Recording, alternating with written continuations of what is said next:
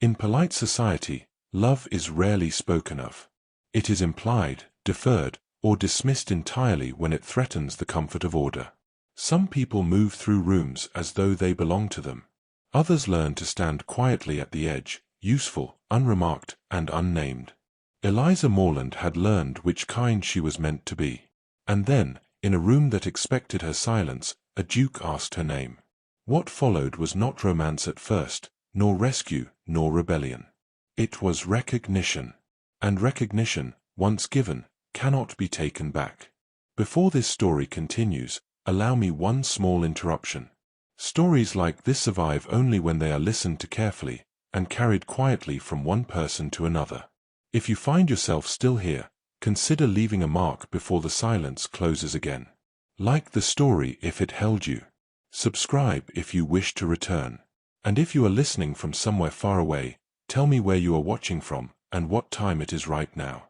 I always read every comment. Then we may continue. A companion, you should understand, is not a servant. Nor is she a guest. She occupies a place society has carved specifically for young women of breeding but no fortune, educated enough to converse, presentable enough to accompany, invisible enough not to inconvenience. She is chosen for her ability to remember what others forget, the name of a third cousin, the date of a card party, whether the ribbon was lavender or lilac. She listens to confidences and keeps them. She fetches shawls without being asked. She laughs at jokes she has heard before. In exchange, she is housed, fed, clothed in modest fashion, and granted proximity to a world she will never properly enter. The position requires one essential skill above all others, the ability to be present without being seen. Some women master this quickly. Others spend years perfecting the angle of their gaze, the modulation of their voice, the art of appearing engaged while remaining peripheral. Eliza Morland had mastered it by 22. She had learned that invisibility, when practiced well, could be a form of safety. If no one noticed you, no one could find fault. If no one asked your opinion, you could not give the wrong answer. If no one knew your name, you could not be remembered poorly. But there is a cost to such safety. And costs, in polite society, are always paid eventually. Eliza had been in the service of Miss Arabella Hartley for 3 years when the invitation to Westborne House arrived.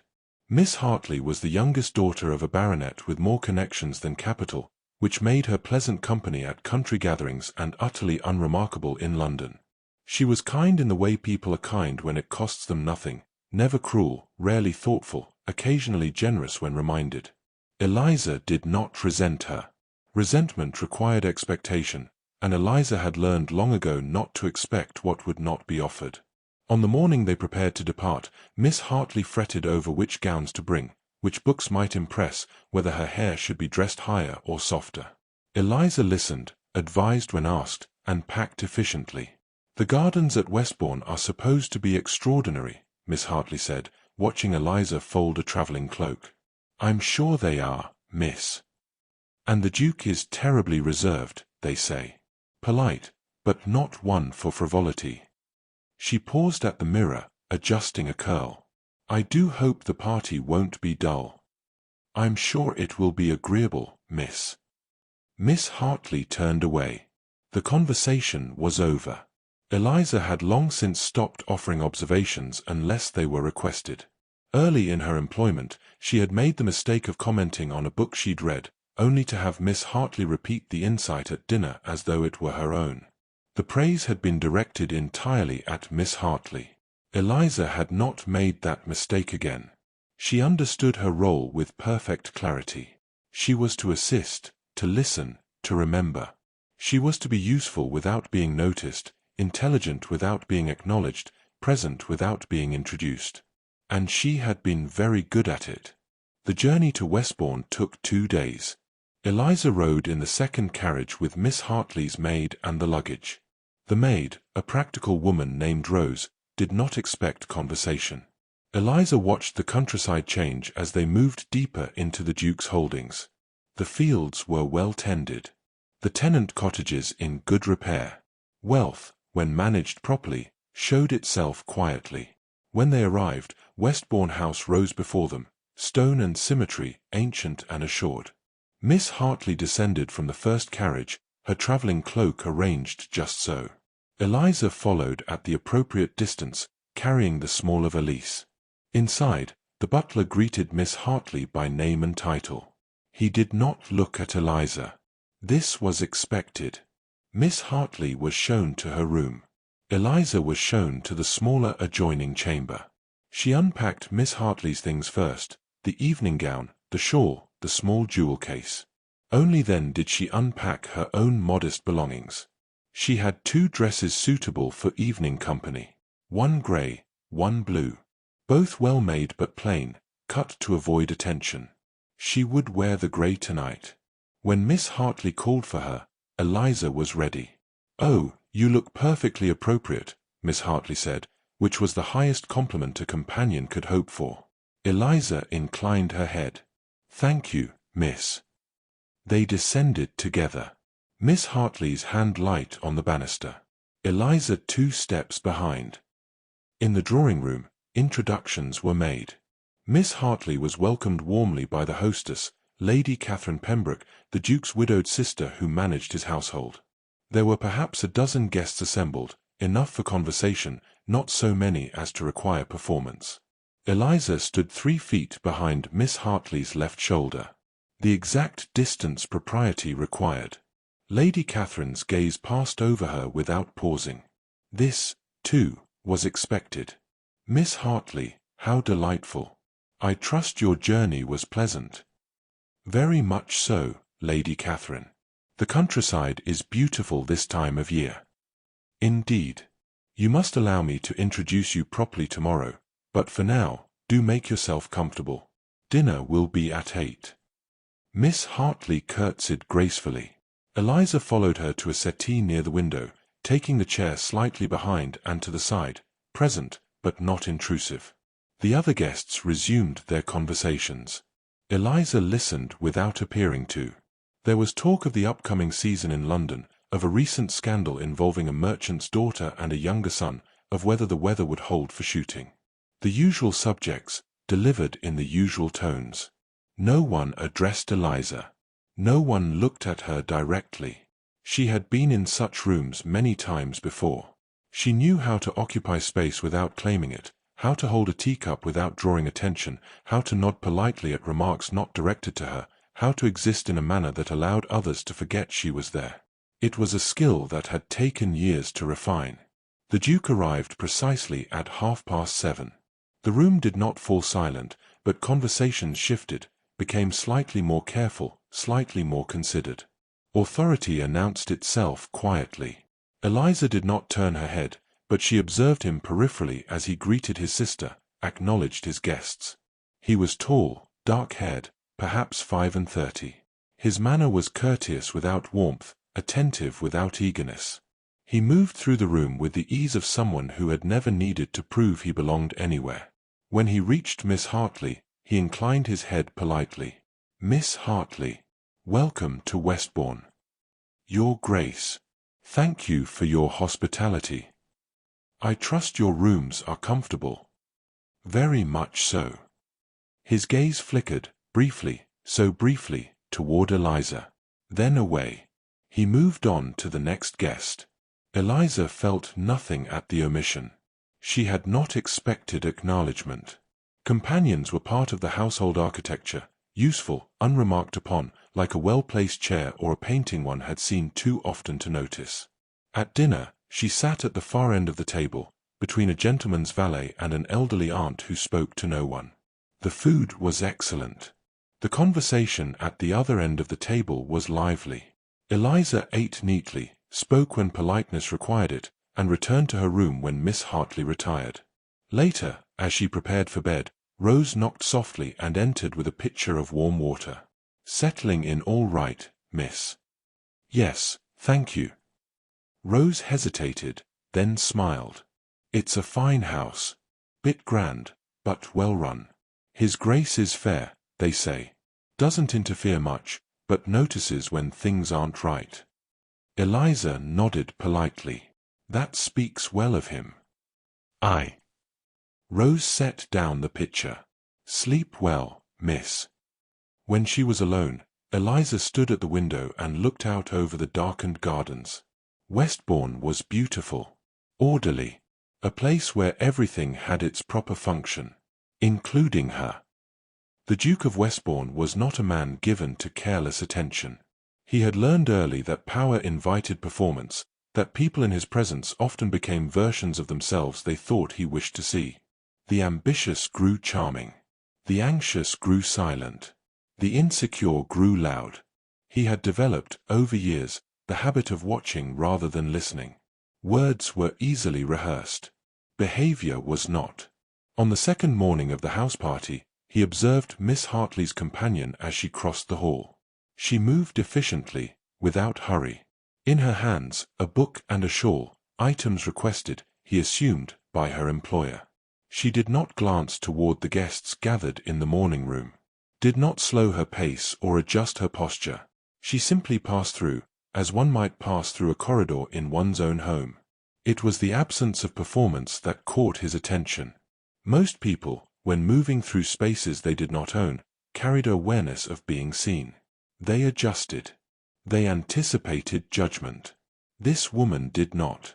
Not because she was confident, he thought, but because she had learned not to expect observation. Later that day, during a walk through the gardens, he noticed her again. The party had fragmented into smaller groups. Miss Hartley walked with two other young ladies, discussing something that required frequent laughter. The companion followed at a discreet distance, carrying a parasol that no one had yet requested. At one point, Miss Hartley paused to admire a rose, and one of her friends made some remark about its color. Miss Hartley turned slightly, glanced toward her companion, then turned back and offered an opinion of her own. The Duke had been in society long enough to recognize ventriloquism when he saw it.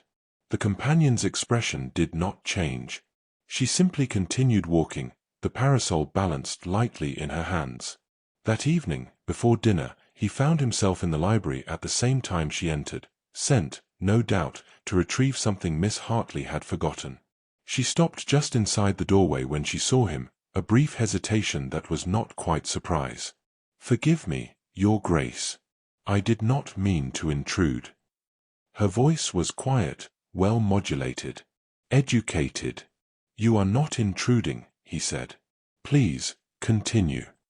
She moved to the shelves, scanning the spines with a familiarity that suggested she knew how libraries were organized.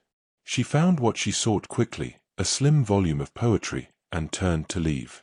"You read poetry?" he asked. She paused. "Miss Hartley enjoys it, Your Grace."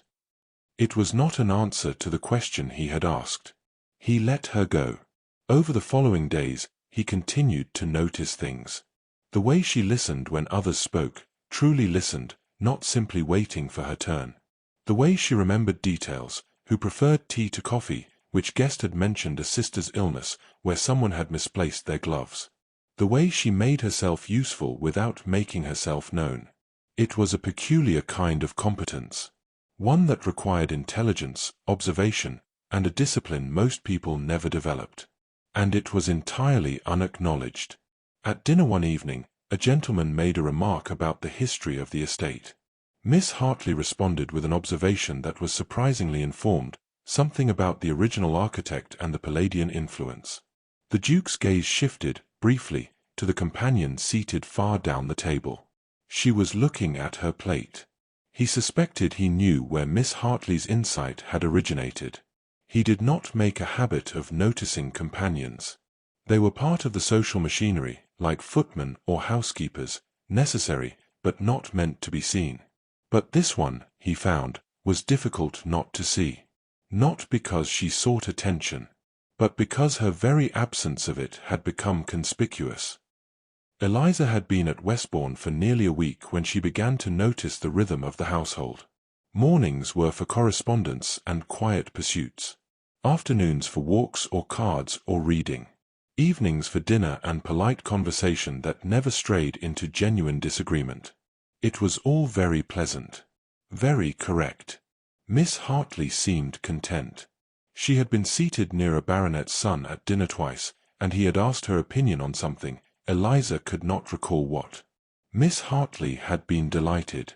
Eliza's days followed their own predictable pattern. She woke early, dressed Miss Hartley, accompanied her downstairs, sat in drawing rooms and gardens and libraries, and listened. Always listening. She had learned which guests were worth attending to. Lady Pembroke spoke with authority and expected to be remembered. The elderly Lord Ashford repeated himself often but grew offended if one did not pretend it was the first telling. Mrs. Daintree asked questions she did not care to hear answered. Eliza navigated them all with practiced ease. She fetched shawls. She carried books. She remembered names and titles and which cousin had married whom. When Miss Hartley needed an opinion on a gown or a turn of phrase, Eliza provided one. When Miss Hartley repeated that opinion as her own, Eliza said nothing. This was the work. One afternoon, the party assembled in the drawing-room for tea. Eliza sat near the window with her needlework, a task that appeared industrious while requiring little attention. The conversation had turned to literature. Someone mentioned a recent novel. Another guest countered with a preference for essays. Miss Hartley, prompted by a direct question, offered a thought about the moral responsibilities of fiction. It was a good thought. Eliza had mentioned it to her that morning. "How insightful, Miss Hartley," said Mrs. Daintree, sounding faintly surprised. Miss Hartley smiled, pleased. Eliza kept her eyes on her stitching. Across the room, she felt, though she did not look up to confirm, the Duke's gaze. It lasted only a moment. Then the conversation moved on. Later that week, there was an excursion to the village. Several of the guests wished to see the church, which was apparently notable for its Norman architecture. Eliza walked with the group, keeping to the edges. Miss Hartley walked ahead with the baronet's son, who was explaining something about stonework with great enthusiasm. Inside the church, the guests scattered to admire various features. Eliza stood near the entrance, out of the way. The Duke entered last. He moved through the space quietly, pausing occasionally to examine a carving or a monument. He did not join the others. At one point, he stopped near where Eliza stood. "You are not interested in Norman architecture, miss?" He paused. She realized he did not know what to call her. "Moreland," she supplied quietly. "And I am interested, Your Grace. But I have seen it before." "You have been here previously." "No. But I have seen other examples." He regarded her for a moment, as though considering whether to pursue the subject. He did not. He simply nodded and moved on. Eliza released a breath she had not realized she was holding. That evening, Miss Hartley was in high spirits. "I do think Mr. Cornwell is quite attentive," she said as Eliza helped her dress for dinner. "He asked my thoughts on at least 3 occasions today." "That is promising, miss. Do you think the blue gown or the cream?" "The blue suits you well." Miss Hartley smiled at her reflection. "You always know just what to say, Eliza." Eliza fastened the clasp at the back of the gown and said nothing. Downstairs, the evening unfolded as evenings did. Polite, pleasant, predictable. Eliza sat in her usual place, ate her dinner, listened to conversations she was not part of, and did not notice, though perhaps she should have, that the Duke had begun to watch her more often than chance would suggest. It happened on the 9th evening. The party had gathered in the music-room after dinner. Someone had suggested cards, but Lady Pembroke had proposed music instead, and no one contradicted the Duke's sister. Miss Hartley had been asked to play. She demurred prettily, citing lack of practice, but allowed herself to be persuaded. Eliza stood near the pianoforte, ready to turn pages if needed. Miss Hartley played competently. A Mozart piece, performed without error but without particular feeling. The guests applauded politely when she finished. "Lovely, Miss Hartley," said Mrs. Daintree.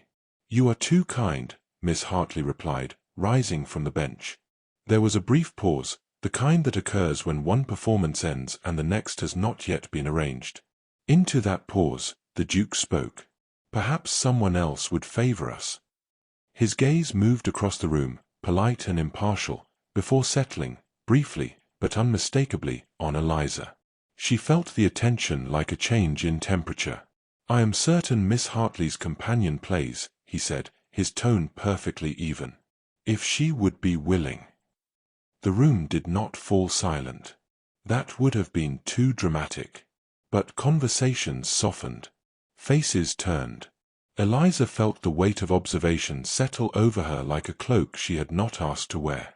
Miss Hartley blinked, startled. "Oh, Eliza does play, but I am sure she would not wish to impose." "It would be no imposition," the Duke said. "If she is willing." He was not looking at Miss Hartley. He was looking at Eliza. Every rule of conduct she had learned told her to decline, to defer, to make herself small again and let the moment pass. But he had asked. Not commanded. Not assumed. Asked. "I would be honored, Your Grace," she heard herself say. She moved to the pianoforte. Saturday. Placed her hands on the keys. For a moment, she could not think what to play. Her mind had gone blank, crowded out by the awareness of eyes on her, of having been named, not by title, but by presence. Then her fingers found the opening of a Beethoven sonata. Quiet, but not timid. Structured, but with space for feeling. She played. She had not performed for anyone in years. But her hands remembered. The music came easily, naturally, and for a few minutes she forgot where she was. Forgot to be invisible. When she finished, there was silence. Then applause. Genuine, not merely polite. "That was exquisite," Lady Pembroke said, and she sounded surprised. Eliza rose from the bench, her heart beating too quickly. "Thank you," she said quietly. She moved to step back, to return to her place at the edge of the room. But the Duke was standing now, and he was walking toward her. The room seemed to hold its breath. He stopped a courteous distance away. His expression was composed, unreadable. "That was very well done," he said. "Thank you, Your Grace." He inclined his head slightly. Then, as if it were the most natural thing in the world, he said, "And your name is?" The question landed like a stone in still water. Eliza stared at him. He knew her name. He had used it once, days ago, in the church. She had told him. But he was asking again. Not because he had forgotten. Because no one else had thought to know it. The silence stretched. She could feel the eyes of every guest in the room, curious, confused, faintly scandalized. Companions were not introduced. They were not asked. They did not need names. But he had asked. "Eliza Morland," she said. Her voice was steady. He smiled. It was a small smile, barely there. But it was genuine. "Miss Morland. A pleasure." He turned then, and the moment ended. Conversations resumed. Someone suggested a card game after all. The evening continued. But something had shifted. Eliza returned to her place by the window. Saturday. Folded her hands in her lap. And tried to ignore the fact that her name, was now known. The next morning, Eliza woke to a world that had not changed. The sun rose at the same hour. The maid brought water at the same time. Miss Hartley required the same assistance with her hair. But the air in the house felt different. Or perhaps it was only that Eliza felt different within it. At breakfast, she entered the dining room as she always did, quietly, after Miss Hartley, intending to take her usual place at the far end of the table. Mrs. Daintree looked up as she entered. "Good morning, Miss Morland," she said. Eliza stopped. She had been at Westborne for 9 days. Mrs. Daintree had looked past her at least a dozen times. Now she was being greeted. "Good morning," Eliza replied carefully. She continued to her seat. But she felt the shift, subtle, but unmistakable. Eyes that had previously slid past her now paused. Registered. She had been given a name. And a name, it seemed, required acknowledgement. Miss Hartley said nothing about the previous evening until they were alone in her room that afternoon. "That was unexpected," she said lightly, arranging flowers in a vase. The Duke asking you to play? Yes, miss. You played beautifully, of course. I did not know you were so accomplished. Thank you, miss. Miss Hartley set down a stem, frowning slightly. It was kind of His Grace to take an interest, though I confess I am not certain what prompted it. Eliza kept her gaze on the needlework in her lap. I could not say, miss. There was a pause. Not quite comfortable. Well, Miss Hartley said eventually, I suppose it does no harm, though you must be careful not to presume upon his attention. Of course not, miss. Miss Hartley smiled, reassured. I knew you would understand. But Eliza was not certain she did. That evening, she dressed Miss Hartley for dinner as always. But when they descended to the drawing-room, Lady Pembroke intercepted them. Miss Morland, she said, her tone pleasant but firm. Would you join us this evening? We are one short for whist, and I understand you play. Eliza hesitated. She glanced at Miss Hartley, who looked faintly uncertain.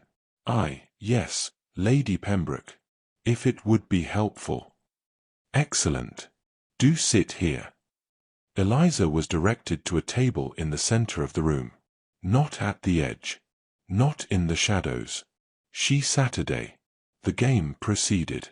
She played adequately, though her mind was not entirely on the cards. Across the room, she could see Miss Hartley watching her with an expression she could not quite read. When the hand ended, Lord Ashford, her partner, nodded approvingly. Well played, Miss Morland. Thank you, my lord. It was the first time he had addressed her directly. The Duke did not speak to her that evening. But twice, she felt his gaze.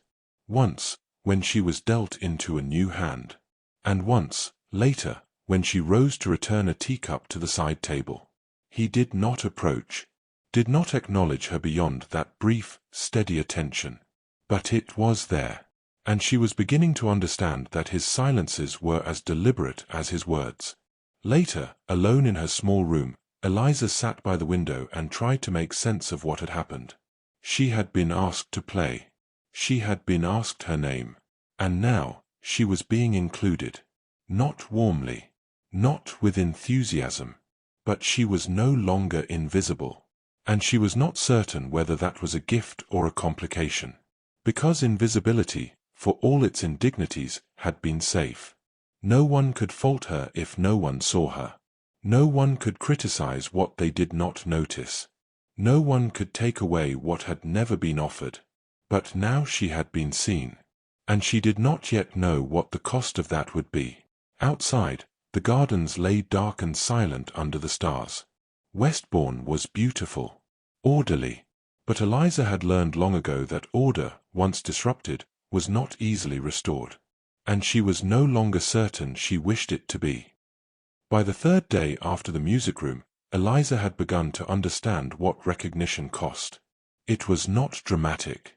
No one had been unkind. No one had said anything cruel. But the ease she had once moved with, the ability to pass through rooms unnoticed, to listen without being observed, to exist without apology, was gone. Now, when she entered a room, people looked up. They nodded. They greeted her. They expected acknowledgement in return. And with acknowledgement came scrutiny. Mrs. Daintree remarked on her posture. Lady Pembroke asked about her family, questions Eliza had spent years learning to avoid.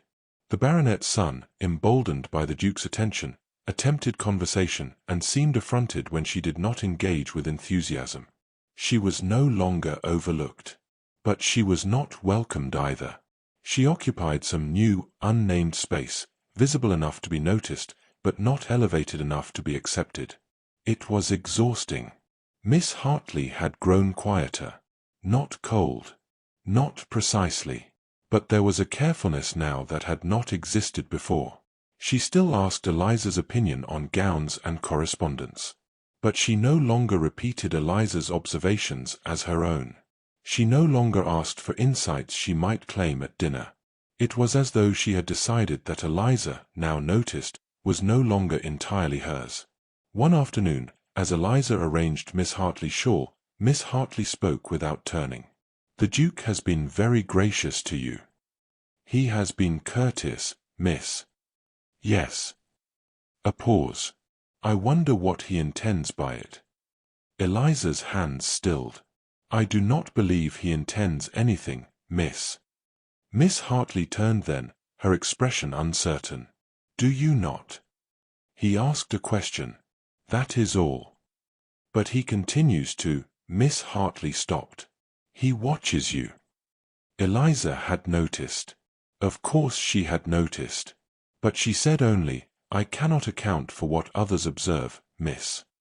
Miss Hartley studied her for a moment longer, then turned back to the mirror. "No," she said quietly. "I suppose you cannot." That evening, Eliza pleaded fatigue and asked to be excused from dinner. Miss Hartley granted permission with what seemed like relief. Eliza remained in her room, sitting by the window as the sun set over the gardens. Below, she could hear the faint sound of the party assembling, voices carrying on the evening air, laughter, the low murmur of polite conversation. She had thought, once, that invisibility was a burden. Now she understood it had also been a protection. No one expected anything of invisible women. They could not disappoint. They could not fail to meet expectations they had never been asked to carry. But visible women, women with names, women who had been acknowledged, they could stumble. They could be judged. They could be found lacking. And Eliza had no illusions about where she stood. She was still a paid companion. Still dependent on Miss Hartley's goodwill and the continued tolerance of polite society.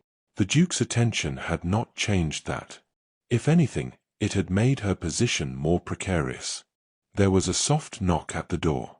Eliza rose, expecting Rose with water or a message from Miss Hartley. Instead, it was one of the footmen, holding a small tray with a folded note. "For you, miss. From His Grace." Eliza took the note carefully, her heart beating too quickly. The footman withdrew. She unfolded the paper. The handwriting was precise, unhurried. "Miss Morland, I understand you have excused yourself from dinner this evening. I hope you are well. Should you feel inclined, the library remains open, and you are welcome to make use of it. Westborne. No command. No expectation. Just an offer." Eliza stood holding the note for a long moment. Then she folded it carefully, placed it in her writing desk, and sat down again by the window. She did not go to the library. But she did not discard the note either. The following afternoon, the guests assembled for a walk through the estate grounds. Eliza had intended to remain behind. But Miss Hartley had asked her to come, asked, not assumed, and Eliza had agreed. The party moved in loose formation, some walking ahead, others lingering to admire the landscaping. Miss Hartley walked with Mrs. Daintree and Lady Pembroke, discussing the merits of various London dressmakers. Eliza followed at her customary distance. They had reached the edge of the formal gardens when the Duke appeared on the path ahead, returning from what seemed to be a ride. He was alone, his horse already taken by a groom. The party slowed. Greetings were exchanged. And then, with the same quiet deliberation he had shown in the music room, the Duke turned to Eliza. "Miss Morland, would you care to see the rose arbor?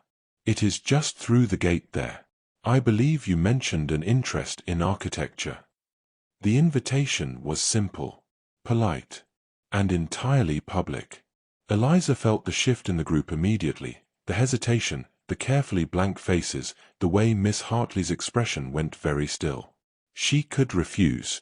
Should refuse, perhaps. But the Duke was waiting. Not commanding.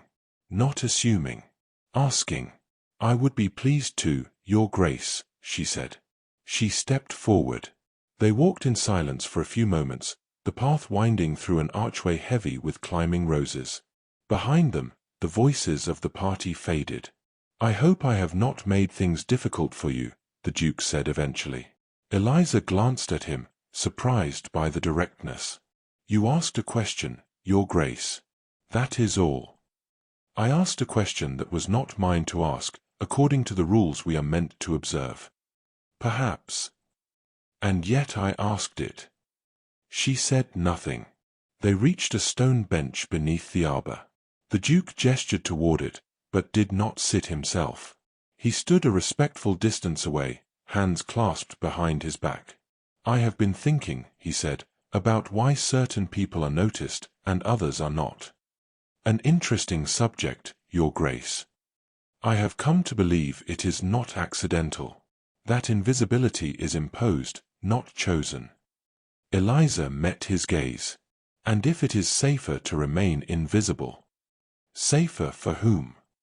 The question hung in the air between them. Eliza looked away, toward the roses. For everyone, perhaps. The structure of things requires certain people to remain in their places. If we all insisted on being seen, the system would not hold. Would that be such a loss? She almost smiled. You can afford to ask that question, Your Grace. You have never been invisible. No, he agreed. I have not. But I have watched people disappear in plain sight. And I have begun to find it intolerable. Eliza did not know what to say to that. He continued, his tone measured. I am not offering rescue, Miss Morland. I do not presume to know what you need or want. But I am offering recognition. The acknowledgement that you exist beyond your function. That your thoughts are your own. That your name is worth knowing. And what am I meant to do with that recognition? Whatever you choose. She looked at him then, truly looked. His expression was serious, but not severe. There was no pity in it. No condescension. Only a steady, patient regard. I do not know if I want to be seen, she said quietly.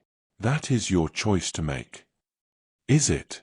I am still a companion, Your Grace. I am still dependent on the goodwill of others. Yes. He paused. But dependence does not require erasure. You may remain in your position and still be acknowledged as a person within it. Society does not agree with you. Society, he said, is often wrong. They walked back slowly. When they rejoined the party, Miss Hartley's smile was thin. Mrs. Daintree's gaze was curious.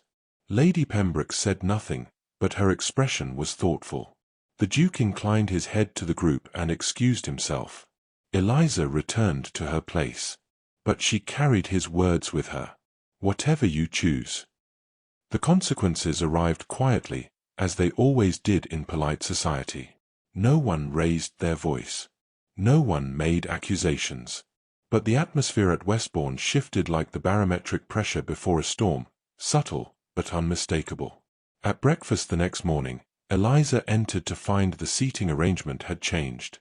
Her usual place at the far end of the table had been taken by someone else. There was no empty chair prepared for her. She stood uncertainly in the doorway. Lady Pembroke looked up. Miss Morland, I believe the servants were unsure of your intentions this morning. Would you prefer to take your meals upstairs? It was phrased as a question. It was not a question. Of course, Lady Pembroke. My apologies for the confusion. Eliza withdrew. Miss Hartley came to her room an hour later. She did not sit. She stood near the door, her hands folded carefully in front of her. Eliza, I must speak with you. Of course, miss. Miss Hartley took a breath. My aunt has written to me. She is concerned about the attention His Grace has shown you. I have not encouraged it, miss. I know that. I do. Miss Hartley's voice softened slightly. But it does not matter what you intended. What matters is how it appears. And it appears irregular. Eliza said nothing. My aunt has suggested, gently, you understand, that it might be best if we were to leave Westbourne slightly earlier than planned. She has invited me to join her in Bath. There is a house party there, and she thinks it would be beneficial for me to attend. I see. You would come with me, naturally. Unless, Miss Hartley hesitated. Unless you have reason to remain here. The question beneath the question was clear. Has he offered you something? I have no reason to remain, Eliza said quietly. Miss Hartley's shoulders relaxed slightly. Then we shall leave the day after tomorrow. I will inform Lady Pembroke this afternoon. As you wish, miss. Miss Hartley moved toward the door, then paused. I am not angry with you, Eliza. I hope you know that. I know, miss. But things have become complicated, and I think it best we simplify them. She left. Eliza sat down slowly on the edge of her bed. So this was how it ended. Not with confrontation, but with quiet removal. Not with blame, but with careful distance. She would leave Westbourne. The Duke's attention would fade into memory, and she would return to what she had always been, useful, quiet, unnamed. The prospect should have brought relief. It did not. That evening, Eliza did not go down to dinner. She told herself it was to avoid further discomfort, to make the departure easier for everyone. But the truth, which she could not quite avoid, was that she did not trust herself to see the Duke again and remain composed. She sat by the window as the sun set, watching the guests assemble on the terrace below for pre-dinner drinks. She could see Miss Hartley, smiling at something the baronet's son had said. Could see Mrs. Daintree holding court near the fountain. Could see Lady Pembroke moving gracefully among her guests. And then she saw him. The Duke stood slightly apart from the group, as he often did. He was listening to Lord Ashford, but his attention seemed elsewhere. As she watched, he glanced up toward the house. Toward her window. She stepped back, out of sight. But she knew he had seen her. An hour later, there was a knock at her door. She expected Rose, or perhaps a footman with some message from Miss Hartley. Instead, when she opened it, the Duke stood in the hallway. Alone. Entirely improper. Your Grace. I understand you are leaving, he said quietly. Yes. May I ask why? Eliza glanced down the hallway. It was empty, but it would not remain so. This is not, you should not be here. I am aware. Nevertheless, I am here. He paused. Why are you leaving? She met his gaze. Because remaining has become untenable. For whom? For everyone, including you. You do not speak for me, Miss Morland. No, but I speak for myself. And I cannot remain somewhere I am no longer welcome. You are welcome, he said. By me. The words hung between them, too much and not enough. Eliza shook her head. Your welcome is not sufficient, Your Grace. I am employed by Miss Hartley. I exist in her household. And she has been made to feel that my presence here is inappropriate. Because I asked your name. Because you continue to notice me. He was silent for a moment. Then, and if I were to stop? It would not matter now. The damage is done. Then let me repair it. You cannot repair what society has decided is broken. His jaw tightened. Society has no claim on your dignity. Perhaps not. But it has a claim on my livelihood. The truth of it settled between them. He could offer recognition. He could offer regard. But he could not offer her security, not without compromising them both beyond repair. I am sorry, he said finally. I did not intend this. I know. If there is anything I can. There is nothing, Your Grace. But I thank you for asking. He looked at her for a long moment. Then he inclined his head and turned to leave. Your Grace, she said softly. He stopped. I do not regret being seen by you. He did not turn back. But his shoulders shifted, as though he had taken a breath. Nor I, he said. And then he was gone. The morning of her departure, Eliza woke before dawn. She dressed carefully, packed her belongings with the efficiency of long practice, and prepared Miss Hartley's things for the journey to Bath. By the time the household began to stir, everything was ready. She had said her goodbyes the night before, brief, polite farewells to the few guests who acknowledged her. Lady Pembroke had been gracious. Mrs. Daintree had nodded. The others had barely noticed. The Duke had not been present. She told herself that was for the best. The carriage was brought around at 9. Eliza supervised the loading of the luggage, checked that nothing had been forgotten, and stood waiting while Miss Hartley made her final goodbyes on the steps. The morning was clear and cool. Perfect travelling weather. Eliza looked up at Westbourne one last time, its stone facade, its elegant proportions, its gardens stretching into the distance. She had been invisible here once. She was leaving visible. She did not know which state had cost her more. Eliza. She turned. Miss Hartley was watching her with an expression that might have been sympathy. "Are you ready?" "Yes, miss." They climbed into the carriage. The door closed. The driver called to the horses. And then, just as the wheels began to turn, a voice cut across the gravel drive. "Wait." The Duke strode down the steps, his expression composed but his pace urgent. The carriage stopped. He approached Miss Hartley's window. "Miss Hartley, forgive the interruption. Might I have a word with Miss Morland before you depart?" Miss Hartley's eyes widened. She glanced at Eliza, uncertain. "It will only take a moment," the Duke said. Yes. Of course, Your Grace." Eliza's heart was beating too quickly. She stepped down from the carriage, her hands steady despite the tremor she felt inside. The Duke gestured toward the garden path. "Walk with me." Briefly. She did. They moved out of earshot of the house, stopping beneath the same rose arbor where they had spoken days before. "I could not let you leave without saying this," the Duke began, then stopped. He seemed to be choosing his words with unusual care. "I have spent the past 2 days considering what I might offer you. What gesture might repair the harm my attention has caused?" Eliza shook her head. "Your Grace, I have told you. I know what you told me. That society has a claim on your livelihood. That recognition without security is insufficient." He paused. "You were correct." She waited. "I cannot change society's judgment," he continued. "I cannot make the world welcome what it has decided to find uncomfortable. But I can offer you a choice." "What choice?" "Remain at Westbourne.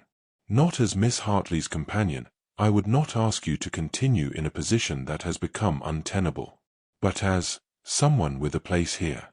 The estate requires management. The library requires cataloguing. There are a dozen roles that would suit your abilities and allow you independence." Eliza stared at him. "You are offering me employment. I am offering you autonomy. A position of your own. A salary. A place where you need not be invisible." It was generous. More than generous. It was also impossible. "Your Grace," she said quietly, "if I remain here under your employ, society will draw conclusions. You know they will. Let them. You say that as though their conclusions will not affect you. They will affect me far less than they will affect you. Which is why the choice must be yours."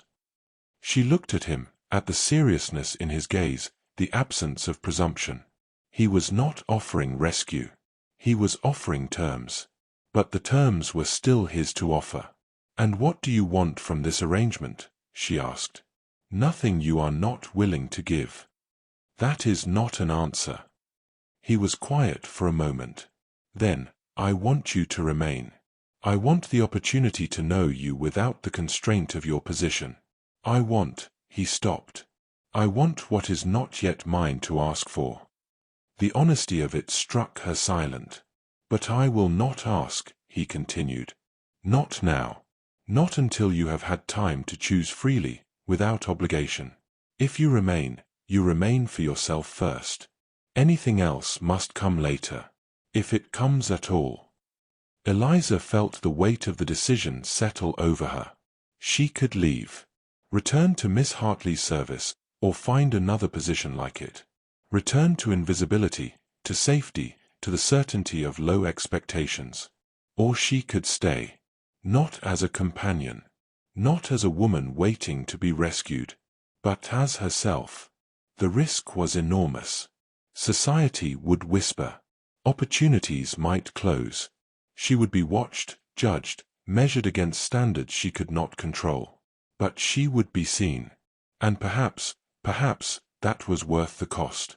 "I will need a contract," she said finally. "Clear terms. A formal arrangement." The Duke's expression shifted, not quite a smile, but close. "Of course. And my own quarters. Separate from the main house. The East Cottage is available. It overlooks the garden. And I will not be," she hesitated. "I will not be anyone's obligation." "You will be no one's obligation but your own." She took a breath. "Then I accept." They walked back to the carriage in silence. Miss Hartley was waiting, her expression anxious. "Miss Hartley," Eliza said gently, "I must ask you to release me from your service." Miss Hartley blinked. "You are staying?" "Yes." "But," she glanced at the Duke, then back at Eliza. "Are you certain?" "I am." Miss Hartley looked as though she wanted to say something more. But in the end, she simply nodded. "Then I wish you well, Eliza." "And I you, miss." The carriage departed.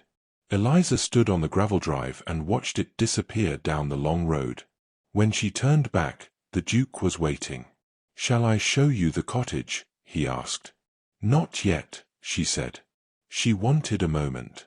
Just a moment. To understand what she had chosen. The Duke seemed to understand. He inclined his head and stepped back. "When you are ready, then." Eliza looked up at Westbourne, at the house that had once rendered her invisible. She was visible now, and she would remain so, on her own terms. 6 months passed before anything resembling romance was spoken of. In that time, Eliza settled into her cottage. She catalogued the library, a task that took weeks and revealed the Duke's interests to be broader and more curious than she had anticipated. She assisted with the estate's correspondence. She organized the household accounts with an efficiency that earned Lady Pembroke's grudging approval. She was paid fairly. She answered to no one but herself. And slowly, carefully, she and the Duke became acquainted. Not as master and servant. Not as rescuer and rescued. But as two people who had chosen, independently, to remain in each other's proximity. They spoke often. About books, mostly. About estate management and architecture and the politics of land reform. He asked her opinion. She gave it. He did not always agree. She did not always defer. It was the most honest conversation she had ever been permitted. Society whispered, of course. But the whispers grew quieter when no scandal materialized. When Eliza remained in her cottage and the Duke remained in his house and nothing improper could be proven. Eventually, people grew bored and turned their attention elsewhere. It was spring when he asked her to walk with him through the gardens. They had walked together many times by then. But this time, there was something in his manner, a hesitation she had not seen before. They stopped beneath the rose arbor. The same place where so much had begun. "I have a question," he said. Eliza smiled faintly. "You often do. This one is different." She waited. He did not kneel. Did not produce a ring. Did not make a speech.